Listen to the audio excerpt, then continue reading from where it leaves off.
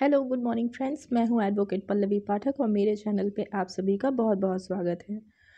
आज के मेरे टॉपिक में है माता पिता एवं वरिष्ठ नागरिकों का भरण पोषण एवं कल्याण अधिनियम 2007, जिसे हम the maintenance of welfare of parents and senior citizens act 2007 भी बताते हैं। अब इस एक्ट में है क्या, इसे क्यों बनाया गया, किस लिए बनाया गया, मैं आपको सिर्फ एक वीडियो में ही ये सारी जानकारी दूंगी। और सेक्शन 4 को मैं थोड़ा डिस्क्राइब करूंगी, लेकिन वीडियो के लास्ट में करूंगी। तो अगर आप लोगों को जानना है कि ये है क्या, तो आप लोगों को मेरे वीडियो पे बने रहना होगा। तो आइए शुरू करते हैं आज का अपना वीडियो। तो इसमें सेक्शन 32 है, चैप्टर 7 है और ये एक्ट नंबर 56 से रिलेटेड है। 1 में संक्षिप्त नाम विस्तार, लागू होना और प्रारंभ होना इसमें लिखा गया है। उसके बाद सेक्शन 2 में है, इस अधिनियम में जब तक कि संदर्भ में अन्यथा अपेक्षित न हो। क में है पुत्र पुत्री, पौत्र और पौत्री हैं। ख में है जो कि वयस्क सम्मिलित नहीं होने चाहिए, वो वयस्क नहीं होने चाहिए।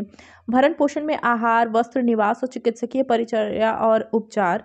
ग में है भारतीय वयस्कता अधिनियम 1875 का 9 के उसने वयस्कता की आयु प्राप्त की हो। घ में है जैविक दत्तक या सौतेला पिता या सौतेली माता है, चाहे माता या पिता कोई वरिष्ठ नागरिक हो या ना हो, राज्य सरकार द्वारा बनाए गए नियमों द्वारा भेदाभिप्रेत हो।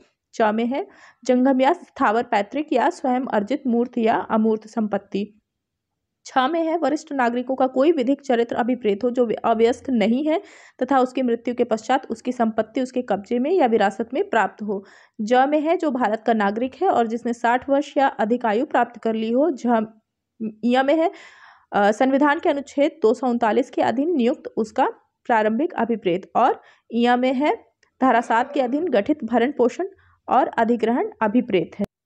यहाँ पे जितने भी पॉइंट्स मैंने अभी बताए, अभी और भी इसमें कुछ पॉइंट्स इंक्लूडेड हैं, तो आप लोग वीडियो में बने रहिए।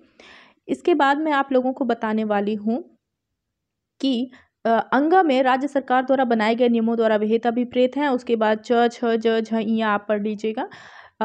3 में उतना कोई इंपॉर्टेंट नहीं है। चौथे में है माता पिता और वरिष्ठ नागरिकों का भरण पोषण, इसे मैं आगे डिस्क्राइब करूंगी। 5वें में है भरण पोषण के लिए आवेदन यथास्थिति किसी वरिष्ठ नागरिक या किसी माता पिता द्वारा किया जा सकेगा। और 5 में इसके बाद भी और पॉइंट्स हैं जो कि मैं आपको और अच्छे से डिस्क्राइब करने वाली हूँ, तो वीडियो में बने रहिएगा। अब भरण पोषण के लिए जो आवेदन कर सकते हैं, धारा 4 के अधीन भरण पोषण के लिए कोई आवेदन तब करेगा जब यथास्थिति किसी वरिष्ठ नागरिक या किसी माता पिता द्वारा किया जा सकेगा, या यदि वह अवयस्क है या उसके द्वारा प्राधिकृत किसी अन्य व्यक्ति या संगठन द्वारा किया जा सकेगा, या अधिकरण स्व प्रेरणा से संज्ञान ले सकेगा। यहाँ स्पष्टीकरण दिया हुआ है, स्पष्टीकरण में अंतरिम भरण पोषण इसमें संदाय करने का आदेश कर सकेगा। तो इसके बाद तीसरे पॉइंट में है उपधारा 1, बालक या नातेदार को आवेदन की सूचना देने के पश्चात और पक्षकारों को सुनवाई के अवसर देने के पश्चात भरण पोषण की रकम का अवधारण करने के लिए कोई भी यहाँ पे दत्तक नहीं होगा। 1 मास तक यहाँ पे हो सकेगा इसके लिए संदाय करने के लिए, और 3 माह की अवधि के भीतर जो रकम उद्धरण की जाएगी, उद्धरण के लिए आवेदन नहीं किया जाएगा। 6 में है अधिकारिता और प्रक्रिया, इसमें क, ख और सब सेक्शन 3 में और 4 में आप देख सकते हैं, मैंने यहाँ पे हाईलाइट किया हुआ है। आप यहाँ पे जैसे कि जहाँ यह निवास करता है उसके अंतिम बार आवास निवास स्थान हो, जहाँ बालक का नातेदार निवास करता हो, या अधिकरण को दंड प्रक्रिया संहिता 1973-1974 का 2 के प्रथम वर्ग न्यायिक मजिस्ट्रेट की शक्तियां वहां पे उपचत की जाएंगी, के अधीन की जाएंगी। तो ये सारी चीजें जो है वो सारी चीजें सेक्शन 4 से रिलेटेड हैं, और सेक्शन 4 अगर आप समझ जाएंगे तो ये सारी चीजें आपको समझने में ज्यादा दिक्कत नहीं होगी। 7 में है भरण पोषण अधिकरण का गठन किया गया है। राज्य सरकार इस अधिनियम से प्रारंभ की तारीख में 6 मास की अवधि के भीतर राजपत्र में अधिसूचना द्वारा प्रत्येक उपखंड के लिए 1 या अधिक अधिकरणों का भाग 5 के अधीन भरण पोषण के मानदंड में उसमें किया जाएगा। 2 में है अधिकरण की अध्यक्षता राज्य के उपखंड अधिकारी में न्यून पंक्ति के अधिकारी द्वारा की जाएगी। 8 में है जांच की दशा में संक्षिप्त प्रक्रिया। अब ये जो संक्षिप्त प्रक्रिया का अनुकरण होगा वो कैसे होगा, वो आपको धारा 8 में देखने को मिल जाएगी। सिविल न्यायालय की सभी शक्तियां होंगी। अधिकरण दंड प्रक्रिया संहिता 1973 होगी। 74 का टू भी होगा कि धारा 195 अध्याय 26 के अंतर्गत किया जाएगा। 9 में है भरण पोषण का आदेश। अब आदेश इसमें हो सकता है मासिक दर पर मासिक भत्ता लेना जो राज्य सरकार द्वारा विहित किया जाए, जो 10,000 रुपये प्रति मास से अधिक नहीं होगा। 10वें में है भत्ते की मासिक दर पर मासिक भत्ता लेने, और दूसरे में है विहित किया जाए और 10,000 रुपये प्रति मास से अधिक नहीं होगा, वो राज्य सरकार द्वारा विहित किया जाएगा। 10वें में भत्ते में परिवर्तन है किसी भी तरीके से किया हुआ। 11 कुछ खास नहीं है। 12 में आप देख सकते हैं कतिपय मामलों में भरण पोषण के संबंध में विकल्प दिए हुए हैं, और वो विकल्प इस प्रकार हैं, जैसे कि इस अधिनियम के अधीन भरण पोषण के लिए हकदार कौन से व्यक्ति हो सकते हैं अध्याय 9 के अंतर्गत, किंतु दोनों के अधीन नहीं हो सकते हैं वो। 13 में है भरण पोषण की रकम की जमा किया जाना कि अधिकरण द्वारा आदेश सुनाए जाने की तारीख से 30 दिन के भीतर आदेशित संपूर्ण रकम ऐसी रीति में जमा करेगा जो अधिकरण निर्देश दे। 14 में है जहां कोई दावा अनुज्ञात किया जाता है वहां ब्याज का अधिनिर्णय किया जाएगा। 15 में है अपील अधिकरण का गठन राज्य सरकार के द्वारा किया जाएगा, और दूसरा है अपील अधिकरण का अध्यक्ष ऐसा अधिकारी होगा जो जिला मजिस्ट्रेट की पंक्ति से नीचे का ना हो। और 16 में है अपीलें, जो कि कुछ खास इंपॉर्टेंट नहीं है। और इसके बाद अपील इसलिए इम्पॉर्टेंट मैं बोल रही हूँ क्योंकि ये अपील थोड़ा लंबा प्रोसेस हो जाएगा यहाँ पे, और मैं थोड़ा उतना लंबा वीडियो नहीं बनाना चाहती हूँ। 17 में है विधिक अभ्यावेदन का अधिकार जिसमें प्रतिनिधित्व किसी व्यक्ति व्यवसायी द्वारा किया जाएगा। 18वें में भरण पोषण अधिकारी राज्य सरकार जिला समाज कल्याण अधिकारी या जिला समाज कल्याण अधिकारी की पंक्ति से अन्यून पंक्ति के किसी अधिकारी को चाहे वह किसी नाम से ज्ञात हो भरण पोषण अधिकारी के रूप में पदानिधित होगा। वृद्धाश्रमों की स्थापना अध्याय 3 में किया गया। 19 में है वृद्धाश्रमों की स्थापना की गई जो कि राज्य सरकार द्वारा की गई। प्रत्येक जिले में कम से कम एक ऐसे वृद्धाश्रम जिसमें न्यूनतम 150 ऐसे वरिष्ठ नागरिकों को आवास सुविधा दी जा सकेगी जो निर्धन है, यहाँ पे इंक्लूड की गई है सबसेक्शन 1 में। और 2 में है राज्य सरकार वृद्धाश्रम में प्रबंध की गई एक स्कीम विहित करेगी जो इसके अंतर्गत उसके द्वारा प्रदान की जाने वाली सेवाओं के मानदंड और विभिन्न प्रकार की सेवाएं भी हैं जो ऐसे आश्रमों के निवासियों को चिकित्सकीय देखरेख देगी।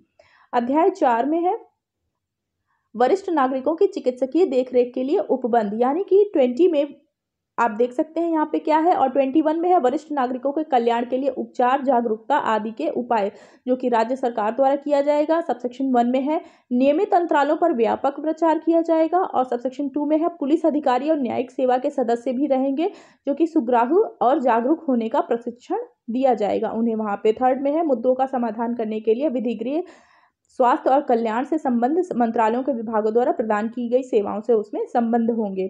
22 उतना इंपॉर्टेंट नहीं है। 23 आप देख सकते हैं मैंने हाईलाइट किया है कतिपय परिस्थितियों में संपत्ति के अंतरण का शून्य होना, जहां कोई वरिष्ठ नागरिक जिसने इस अधिनियम के प्रारंभ के पश्चात अपनी संपत्ति का दान के रूप में अन्यथा अंतरण इस शर्त के अधीन, इसे मैं सेक्शन 4 में आपको बहुत अच्छे से डिफाइन करूंगी, तो वीडियो के अंत तक बने रहिएगा। और जो हाईलाइट किया है आप चाहें तो उसे नोट कर सकते हैं। इसके बाद यहाँ पे सब सेक्शन 2, 3 दिए हुए हैं, ये उतने इंपॉर्टेंट नहीं है। सब सेक्शन 1 ही इम्पॉर्टेंट है 23 का, जिसमें कतिपय परिस्थितियों में संपत्ति के अंतरण का शून्य होना लिखा गया है। अध्याय 6 में है अपराध और विचारण के लिए प्रक्रिया। 24 में है 3 मास तक की ही हो सकेगी या जुर्माने से, या 5,000 रुपये तक का हो सकेगा, या दोनों में दंडनीय हो सकेगा। 25 में है अपराधों का संज्ञान जो संज्ञेय और जमानतीय होगा। अध्याय 7 में है प्रकरण, जिसमें 26 में अधिकारियों का लोक सेवक होना। 27 में है सिविल न्यायालय की अधिकारिता का वर्जन। और अध्याय 7 में प्रकरण में इसी में मैं चल रही हूँ। आर्टिकल 26 अधिकारियों का लोक सेवक होना। 27 में है सिविल न्यायालय की अधिकारिता का वर्जन। 28 में है श्रद्धापूर्वक की गई कार्यवाही के लिए संरक्षण। 29 में कठिनाइयों को दूर करने की शक्ति जो कि राज्य सरकार द्वारा विहित की जाएगी। 30 में है निर्देश देने की केंद्रीय सरकार की शक्ति। 31 में है केंद्रीय सरकार की पुनर्विलोकन की शक्ति। 32 में है नियम बनाने की राज्य सरकार की शक्ति। आप इसे एक नज़र से देख सकते हैं, ये उतना इंपॉर्टेंट नहीं, इससे रिलेटेड क्वेश्चन ज़्यादा नहीं पुट किए जाते हैं। अब इसके बाद है माता पिता और वरिष्ठ नागरिकों का भरण पोषण। अब इसे मैं फुली डिटेल में आपको कम से कम 4 या 5 मिनट्स में इसको समझाऊंगी, लेकिन यहाँ पे मैं आपको थोड़ा बता दूं कि माता पिता और वरिष्ठ नागरिकों का भरण पोषण इसके अंतर्गत सेक्शन 4 में रिलेट किया जाता है, जिसमें कोई वरिष्ठ नागरिक या माता पिता होना चाहिए या वे स्वयं के अर्जन से या उसके स्वामित्वाधीन संपत्ति में या स्वयं का भरण पोषण करने में असमर्थ हैं। ये सारा टॉपिक मैं आपको कवर करूंगी एज एन अलग से एक वीडियो बना के, लेकिन यहाँ पे मैं आपको शॉर्टली बता रही हूँ।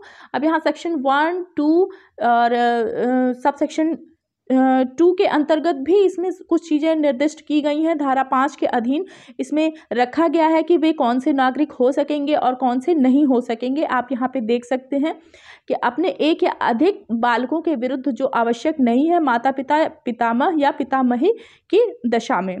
उसके बाद है किसी निसंतान वरिष्ठ नागरिक की दशा में अपने ऐसे नातेदार के विरुद्ध जो धारा 2 के खंड 6 में निर्दिष्ट है। आप देख सकते हैं मैं यहाँ पे आउटलाइन कर रही हूँ, और चाहें तो आप इसको नोट भी कर सकते हैं। अगर आप PCSJ की तैयारी कर रहे हैं तो उसमें ये टॉपिक इस साल जोड़ दिया गया है, क्योंकि यहाँ पे माता पिता और वरिष्ठ नागरिकों का जो भरण पोषण 2007 लागू हुआ है, ये न्यू लॉ है और इससे रिलेटेड क्वेश्चन पूछे जाएंगे अब की बार जुडिशरी के एग्जाम में। तो अब इसके बाद मैं आपको आगे बताने वाली हूँ। जैसा कि आप यहाँ पे देख सकते थे, मैंने 4 का सबसेक्शन 1 कंप्लीट कर दिया। अब सेक्शन 2 पे आते हैं कि किसी वरिष्ठ नागरिक या भरण पोषण करने के यथास्थिति बालक या नातेदार की बाध्यता ऐसे नागरिक की आवश्यकताओं तक विस्तारित होती हैं जिसके कि वरिष्ठ नागरिक एवं सामान्य जीवन व्यतीत कर सकें। उम्मीद करती हूँ इतना आपको समझ में आ रहा होगा। उसके बाद सबसेक्शन 3 में है अपने माता पिता का भरण पोषण करने की बालक की बाध्यता यथास्थिति ऐसे माता पिता अथवा पिता या माता या दोनों की आवश्यकता तक विस्तारित होती है जिससे कि ऐसे माता पिता सामान्य जीवन व्यतीत कर सकें। यहाँ पे इन सब सेक्शंस के ज़रिए ये बताया जा रहा है कि वे कौन से नागरिक हैं जो भरण पोषण देने के लिए यहाँ पे बाधित होंगे, और वो कौन से वरिष्ठ नागरिक होंगे जो इसके अंतर्गत भरण पोषण पाने के भागीदार होंगे। उम्मीद करती हूँ सेक्शन 4 माता पिता और वरिष्ठ नागरिकों का भरण पोषण, जो कि एक इम्पॉर्टेंट टॉपिक है, इसमें सबसेक्शन 1, 2 और 3 आप लोगों को क्लियर हो चुका होगा।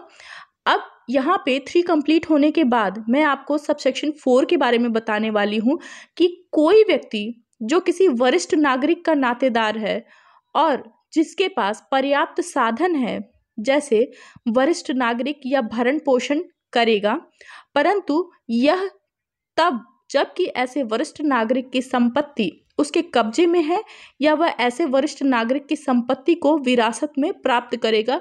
ये जो चौथा सबसेक्शन है इसे बाद में जोड़ा गया क्योंकि बहुत से लोग इसका गलत उपयोग कर रहे थे। मैं अभी एग्जाम्पल के तौर पे आपको यहाँ पे समझा दूंगी, जो कि ये बहुत ही सिंपल तरीके से आपको समझ में आएगा।